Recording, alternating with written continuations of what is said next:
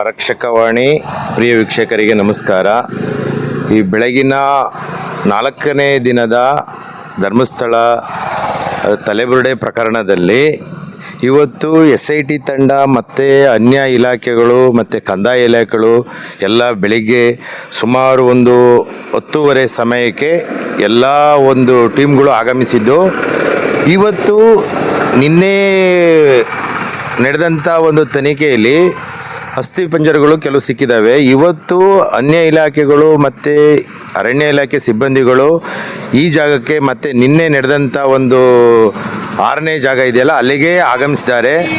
ಸರಿಸುಮಾರು 25 ಕಾರ್ಯಪ್ರವೃತ್ತಿಲಿರತಕ್ಕಂಥ ಅನ್ಯ ಇಲಾಖೆಗಳು ಇವತ್ತು ಹೋಗಿದ್ದಾರೆ. ಇವತ್ತು ಏನಾಗುತ್ತೆ ಅಂತೇಳಿ ಕಾದು ನೋಡಬೇಕು. ನಮಸ್ಕಾರ. ಆರಕ್ಷಕವಾಣಿ ವೀಕ್ಷಕರಿಗೆ ನಮಸ್ಕಾರ.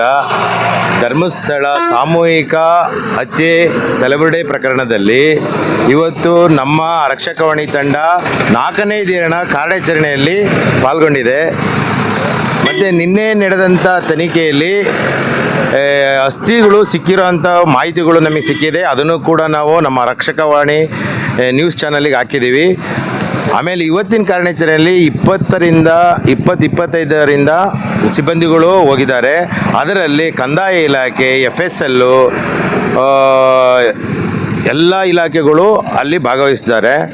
ಇವತ್ತಿನ ಏನು ತನಿಖೆ ನಡೆಯುತ್ತೆ ಅನ್ನೋದನ್ನು ಕಾದು ನೋಡಬೇಕಾಗಿ ಪ್ರಿಯ ವೀಕ್ಷಕರಲ್ಲಿ ವಿನಂತಿ. ಮತ್ತು ಈ ತನಿಖೆಯಲ್ಲಿ ತುಂಬ ನಿಷ್ಠೆಯಿಂದ ನಡೆಯುತ್ತೆ ಅನ್ನೋದು ವೀಕ್ಷಕರಲ್ಲಿ ನಾವು ತೋರಿಸ್ತೀವಿ. ತುಂಬ ನಾವು ಕಷ್ಟಪಟ್ಟು ನಿಮಗೆ ತೋರಿಸ್ತಾ ಇದ್ದೀವಿ. ಧನ್ಯವಾದಗಳು.